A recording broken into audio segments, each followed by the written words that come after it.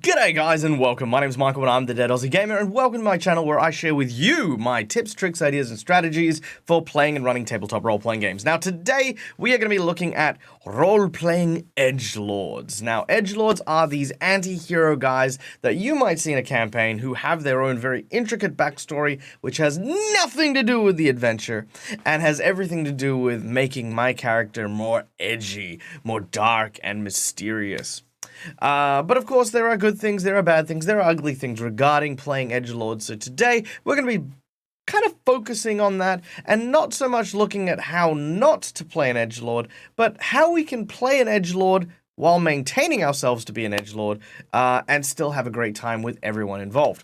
So, first of all, let's talk about them. What makes them so bad? What makes them very difficult to deal with, and why do people make fun of them? Well, the first thing is people make fun of them because they're tragic almost to the point of silly.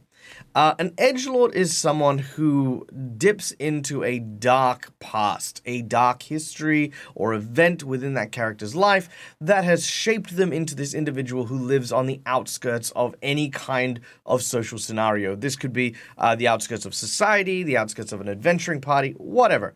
And almost everything revolves around them as individuals. My wife was killed in a mining accident, or I lost my dog to the mafia. You know, these are edgy characters, these ones who are driven by darkness in a very dramatic kind of way. And they can be a ton of fun to play. Because of course they're fun. They're fun and entertaining, and more importantly, they fit into the category, one of my favorite categories of hero, and that is the anti-hero. They break the mold when it comes to being a type of hero. They don't follow the usual parameters. They're not charitable. They're not kind. They're not, altruistic or anything like that. Edgelords are selfish, almost teenager, but like characters, and there is definitely a way for you guys to play with them that is going to be fun.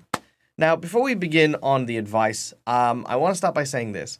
I'm not going to give the most obvious advice I have for edgelords because it's not playing an edgelord.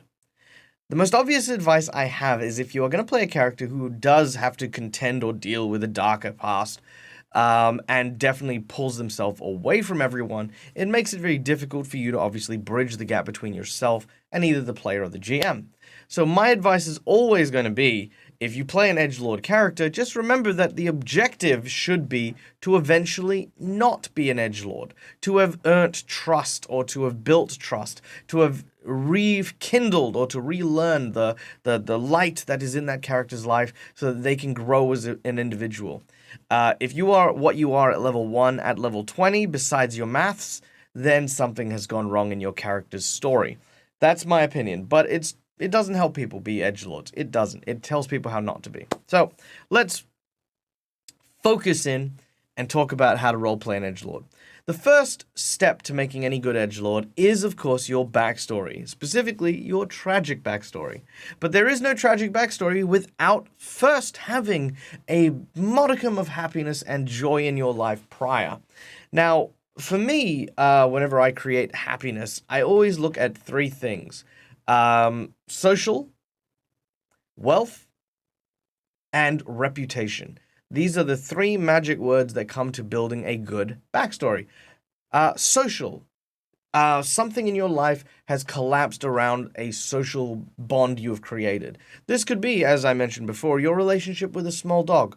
This could be your relationship with a family. This could be your relationship with your ailing mother. Whatever it is, that is the first thing to collapse, and it's the first thing you need to build. The second is, of course, your wealth and standing. If you had the means to, I'm fairly sure that most people would simply use their wealth and influence in order to try and overcome any of the obstacles that they face. But something has happened. Your wealth is no longer a solution. This could be because the scope of what you're dealing with is too high, or it could be because all of your wealth was taken from you, but you no longer have the financial means to continue that course of happiness. And lastly is the reputation. Reputation is so much an underappreciated commodity in a role-playing system. People who know you as a friendly, happy individual, often giving you support and helping you out, builds your connection to the world, whereas the opposite is also true, where if you belong to a monstrous race and have a reputation for violence, again, that can shape how people interact with you. So having a good reputation that is then sullied is another great way to live on the edges as well. So, pick something. For the purposes of this example, let us talk about Dave the Baker. Now, Dave the Baker has a great reputation. He's been around town for ages. He makes the best cherry pies. He has a family. Look at that. He's got a relationship. He's got a family. Sadly, his wife passed away during childbirth, but he has 3 beautiful and lovely daughters that he adores with every fiber of his being. His shop is not very well towards. It doesn't make a lot of money, but it makes enough to keep him and his family happy. Look at that. We have a beautiful, beautiful starting backstory. Now we have the tragedy. Yeah. So the tragedy is what shapes the edgelord, and this is what motivates them to push outwards and to lash out. So we need to collapse those elements. So let's go with reputation. The king has ordered for Dave to bring his pies to the inaugural ceremony of let's say a coming of age party for the young prince. He brings cherry pies, of course, his signature dish, and it also invites his daughters to come along and act as, just servers and help out, because it's a great source of income. It's a great boost for the business if we serve the king. All in all, it'd be a fantastic outing. But however, turns out that the prince did not want cherry pies, didn't like them, but told absolutely no one, and has decided to instead, for the lol of it, play a hunting game with the daughters of the baker Dave as punishment for his insolence of bringing cherry pies. He is then forced to watch as his daughters are hunted down before him, and he is released to live out his days in suffering. Now, this is a tragic backstory, such a tragic backstory. Can he go back? No, his reputation has been destroyed. He has no financial burden, but he's also got no reason to be making money. His daughters are dead. He cannot provide a good life for them anymore. And of course, worse still, he now has no one in his life. So Dave the baker now leaves and becomes something else. Now, this story now needs a motivation. What motivates Dave to not just falling into a depression and giving up? Well, he wants revenge. It's usually something like that. It's usually revenge, or it's, I want power, I want influence, I want all those things that I lost, I want to gain with force, right? I don't want you to earn it, I want to take it. That is kind of the nature of the edgelord. So in this case, Dave the baker wants revenge on the prince. He wants to do, oddly enough, he wants to feed him a cherry pie. That's it. However, as we want this to be edgy, he wants him to feed him a cherry pie that also contains the remnants or the remains or the bodies of both the king and queen. A very, very high task to achieve indeed, but of course, an edgy one. So this is what we mean when we talk about the edgy, dramatic person. Now, who could get along with a person like that?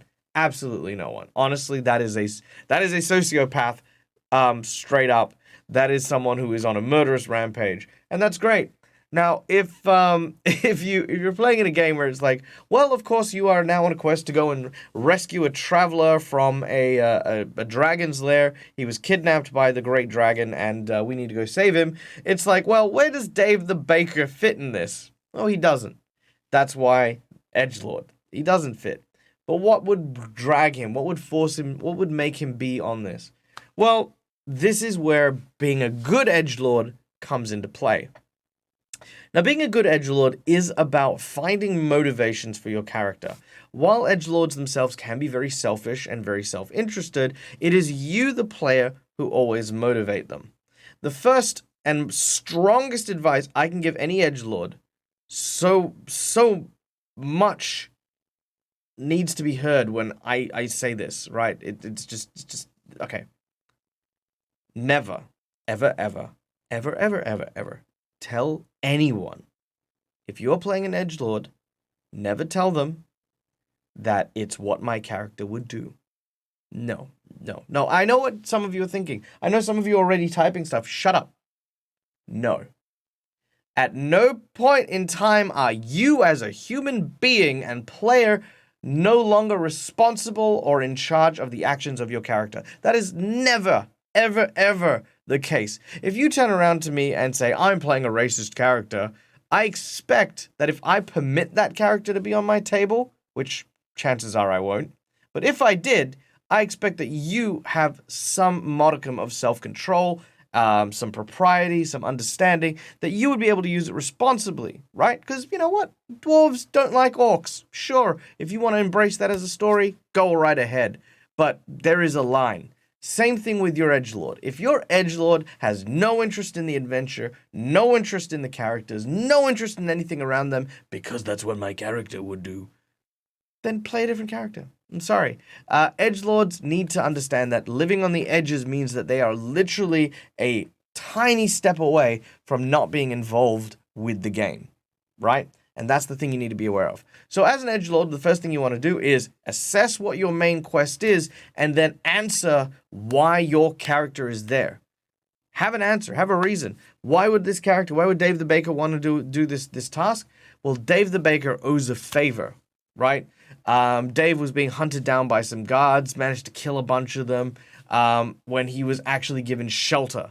He was given shelter by the trader, and it was actually the trader's daughter who came up to the mysterious edgelord and asked him to help with the mission to go and save the person who saved him. So yes, Dave now has a motivation. Dave is like, I don't want to do this. I hate people, but I don't want to owe anyone anything when everything gets ironed out in the wash. So fine, I will help this daughter save her father, right? That's still edgy. That still is edgelordish. You know, you're still not building strong relationships and stuff like that. It all checks out and it gives you a motivation. So bear that in mind. That is also, that is your responsibility. You do that as an edgelord.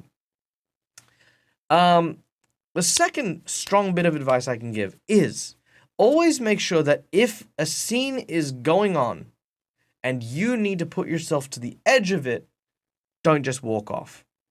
Do not just walk off. And here's why. If your players are engaged in something, there's a pace to it. There is a certain rhythm to it. Like, we're listening to a quest giver. The quest giver is telling us about his story, his background, his raison d'etre for sending us on this quest. And the other players are engaged. The other players are listening. As you as a player should also be engaged. What sucks is when an edgelord interrupts the quest to let everyone know that they're not interested, that they're then going off to do their own thing to see if they can do something else. Because for me, that communicates two things. Number one is you, the player, aren't listening, and you, the player, want to do something else because your character can't engage. This is not, edgelord selfishness. This is player selfishness. So, no. Wait till that's going on, then politely ask your GM, while they were talking to that, is it okay if I do something else? My character might stay close, but I want to go do this instead. At which point, after everything's been done, it's like, yeah, sure, that's what happens. And, you engage in that particular way. Or even beforehand, the quest giver sits down to tell you a tall tale. Oh, sorry, real quick, just before we get into that, is it okay if my character goes off to here? And then the GM might go like, yeah, sure, not a worry. I'll deal with these guys first, and then I'll come see, do your thing. It gives control of the pacing to the GM, which they deserve, not interrupt the pacing and then do your own thing. Also, make sure you're not just wandering off to be out of a scenario. That's not what edgelords are about. Edgelords have reasons, edgelords have motives. Edgelords must be able to communicate as players to understand how they work. Recently I played in a game and we were talking to one of the quest givers. And that exact same thing happened. One of the players just simply, in the middle of the discussion said, I get up, I go over there, and I'm sad. And I'm like, okay, cool. I was waiting for something else. I was waiting for, what happens here? Like, is there an interior monologue that we are going to be privy to? Is the player going to tell us what's going through this character's head? But it wasn't. It was just, I go over here. I'm sad. Okay. I then turned to the quest giver and said, I'm really sorry. That was very rude of my friend. I have no idea what his deal is. Please continue. And then we continued that little bit. Now, I mean, for me, I feel bad because that feels like an embarrassing moment because it's not something that has been focused on, nor has anyone learned anything important or relevant to that character. So don't be afraid to vocalize or to explain those motivations out loud as interior monologues. So you, the player, would say something like, "My character walks over, and as he looks at the cold, dry ground, he remembers the smell of burning wood. His mind is cast back to the past, where he watched his bakery burn down on the first day that he left home after the incident." Ooh, wow, that's really captivating. I'm so interested in what you're doing. But again, timing as well. So don't do that in the middle of the quest because, again, that's distracting. But, again, don't go off for no reason. Make sure there's something like that so that the players and the GM can still be involved in that story. If you are sitting there having an internal RPG by yourself, then, again, like I said, that very thin line between you not being there and you not playing, if you are in your own story, great. Fantastic. That's wonderful. I'm all about building and creating stories, but go play by yourself if you're not going to share. So yeah, that's that. So yes. So number one is have a good background, reputation, relationships, and wealth. Number two is always make sure to communicate to everyone, players and GMs, even interior monologues. Number three, timing. Always pick your timing well. Do not just simply excuse yourself from a scenario just because that's your character. And don't ever, ever, ever excuse your character's actions for being a jerk or for offending people for doing dumb stuff as it was my character. The last thing that I will give as a bit of advice is, even if your character is not engaged in a scene, and that is to say your character isn't not you. You should be engaged. If your character is not engaged in a scene, take the time to still contribute to the overall goal, to the overall actions of the group. Now, let's say that in that same scenario where we're talking to the quest giver, this edgelord has moved off to go do their own thing. Fantastic. That's great.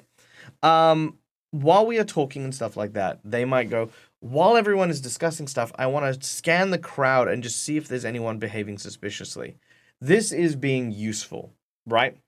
An edgelord might turn around and say, actually, before the food comes out, I want to kind of have a look at it. I want to see if I can smell anything strange, like things that shouldn't be part of the food to detect for poisons. Great, fantastic, little tiny subtle things that no one will notice, but will still contribute to the overall objectives. That is a good edgelord. That is an edgelord who, in my opinion, could be an edgelord from level 1 to level 20, and I would have no problem because they are contributing, they're doing stuff, yada, yada, yada. Now, edgelords are often made fun of, and this is because of how dramatic they can be. If at any point in time you feel as though that your character, presuming that they're not one, is behaving like a moody teenager, right? Then I think you need to tone back a little bit. And the reason being is I know that a lot of people, when they write edgelords, they write a very deep story, and there's a very strong personal connection to that story.